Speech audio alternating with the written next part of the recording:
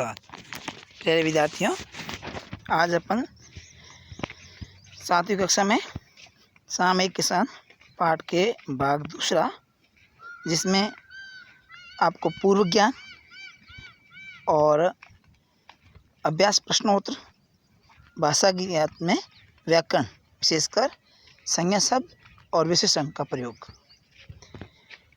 पूर्व ज्ञान के तहत एक साम किसान में कवि ने बहुत ही सुंदरता से कविता का वर्णन करते हुए जो प्राकृतिक दृश्य है, उस दृश्य को एक किसान की भांति अर्थात किसान की वेशभूषा का वर्णन कर दिया है। जिस तरह से उन्होंने पूर्व दिशा पश्चिम दिशा में सूर्य अस्त होता है, उस समय का जो दृश्य है वो एक बैठे हुए किसान की तरफ भांति प्रतीत होता है, और पर्वतों पर सूर्य उदय होता है तो ऐसे लगता है जैसे किसान कोई अपने सिर पर साफा बांधे बैठा है। इस प्रकार कवि ने बड़ा सड़ा कर कविता को बहुत ही सुंदर ढंग से प्रस्तुत किया है। ये अपन अब तक पढ़ा, जिसमें आपके 2 पद्यांश से 2 अंतरे, जिसकी अपने व्याख्या की, भाव देखे और बोध प्रश्न भी पढ़े थे। तो चलते हैं अभी अपन दूसरी सी अभ्यास वीडियो में प्रश्नों के माध्यम से करते हैं। तो कॉपी पेन अपने पास रखिए और प्रश्नों को लिखकर उत्तर लिखने की कोशिश कीजिए। पहला प्रश्न है, इस कविता में शाम के दृश्य को किसान के रूप में दिखाया गया है। यह एक रूपक है। ये क्या है? रूपक है। और इसे बनाने के लिए 5 एक रूपताओं की जोड़ी बनाई गई है। कितने रूपों की? 5। उनमें उपमा कहते हैं। उन्हें क्या कहते हैं? उपमा।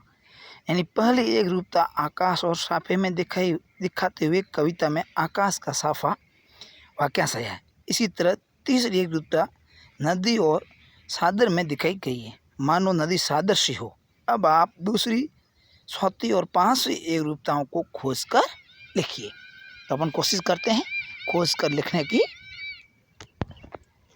दूसरी एक रूपता है सिलम सूरज सी, इस पंक्ति में आई है। चौथी एक रूपता है अंगीठी प्लास के फूलों से, और 5 एक रूपता है अंधकार भेड़ों के गले से। अंधकार भेड़ों के गले से, ये इसमें बातें बताई गई हैं।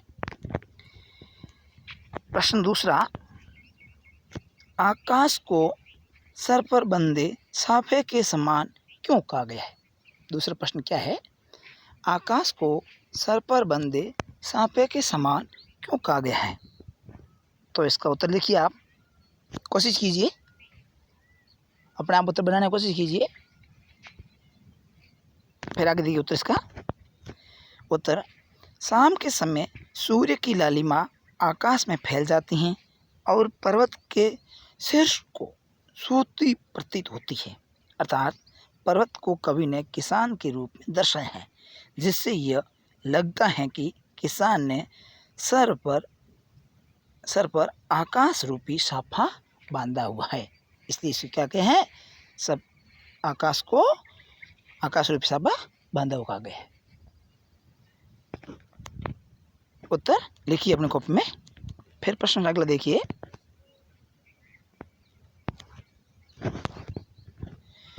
जाड़े की शाम के प्राकृतिक दृश्य का चित्रण अपने शब्दों में कीजिए। ये कविता का जो मुख्य भाग है, जाड़े की शाम के प्राकृतिक दृश्य का चित्रण अपने शब्दों में कीजिए। तो इसका उत्तर तो आप अपने शब्दों में दे सकते हो, तो आप अपने शब्दों में दीजिए, कॉपी में लिखिए। फिर बता देता हूँ उत्तर, जाड़े की शाम का दृश्य अति मनमोहक है। पर्वत एकदम शांत व सुंदर दिखाई देता है।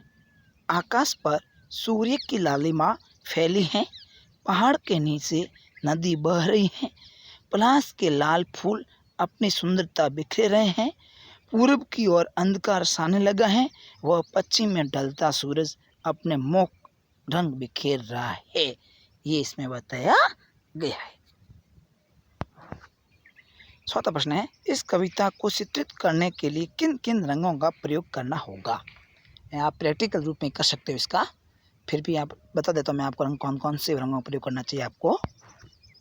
इस कविता में चित्रित करने के लिए हमें नीले, पीले, भूरे, लाल, सफ़ेद, काले, सुनहरे, हरे, बैंगनी आदि अनेक रंगों को प्रयोग करना पड़ेगा।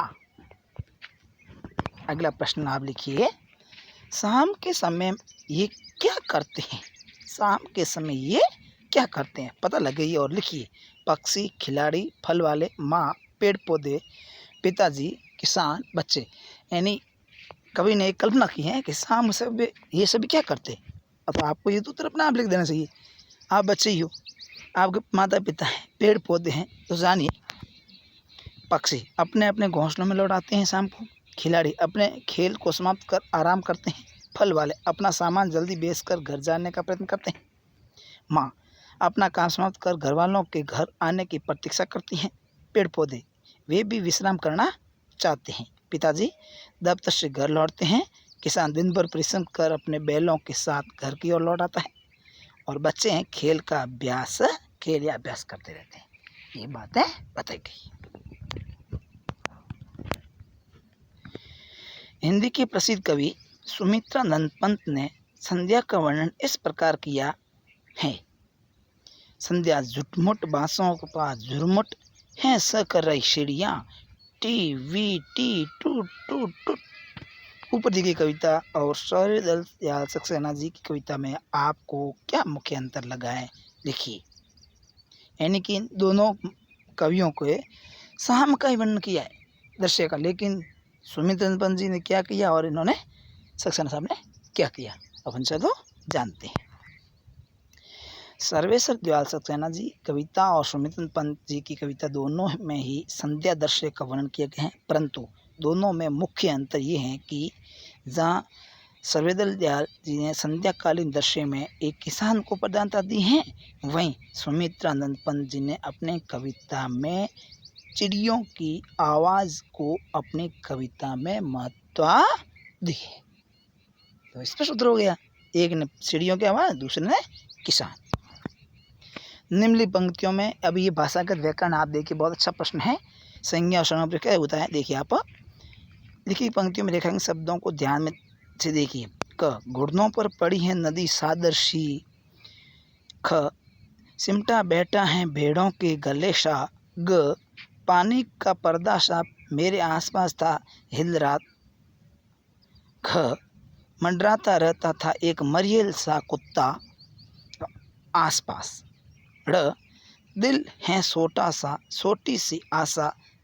स घास पर फुदकती नन्ही सी चिड़िया। इन पंक्तियों में सा सी का प्रयोग व्याकरण की दृष्टि से कैसे शब्दों के साथ हो रहा है? अच्छी बात पूछी आपको, चलिए। इन पंक्तियों में सा सी का प्रयोग उन शब्दों के साथ किया जा रहा है जिनकी उपमा दी जा रही है, अर्थात इनमें तुलना और समानता प्रकट की जा रही है। जैसे नदी सादर सी अर्थात नदी सादर के समान, भेड़ों के गले सा अर्थात भेड़ों के झुंड के समान, पानी पर्दा सा अर्थात पानी पर्दे के समान। तो जिसकी विशेषता बताते हैं उसे क्या कहते हैं भाई? विशेषण कहते हैं। उसी रूप में इसे अगला उत्तर इसमें और है। दूसरी ओर स सी सा और सी का प्रयोग विशेषण के तौर पर किए गए हैं। जैसे मरियल सा कुत्ता अर्थात कमज़ोर कुत्ता, छोटा सा दिल अर्थात छोटा दिल, नन्ही सी चिड़िया अर्थात छोटी चिड़िया। तो इसमें किसका प्रयोग हुआ है? विशेषण का। 8वां प्रश्न देखिए, निम्नलिखित शब्दों का प्रयोग आप किन संदर्भों में करेंगे? प्रत्येक शब्द के लिए दो दो संदर्भ वाक्य रखिए। जैसे आंधी द चिमटा। तो देखिए, आंधी, तेज आंधी ने बहुत तबाही मचाई, मेरे मन में प्रश्नों की आंधी चल रही है। दूसरे में दहक, घर के कोने में सूले की आग दहक रही है। दूसरा है उसके मन में बदले की आग दहक रही है। तो ये अलग अलग वाक्य बने आपके। फिर एक प्रश्न और दिया है, अन्य मान लो आपको महत्वपूर्ण, कवि ने पहाड़ को किस रूप में दर्शाया है? उत्तर है कवि ने पहाड़ को किसान के रूप में दर्शाया है। तो प्यारे विद्यार्थियों, आप भी और अन्य प्रश्न इसमें बढ़ा के उत्तर इसके लिख सकते हो। पूरी कविता को सस्वर उच्चारण के साथ, लय ताल के साथ याद करना। पुनः अपने सहपाठियों, अपने माता पिता, छोटे भाई बहनों, बड़े भाई बहनों के साथ भी इसको सुना सकते हो, गा सकते हो। धन्यवाद।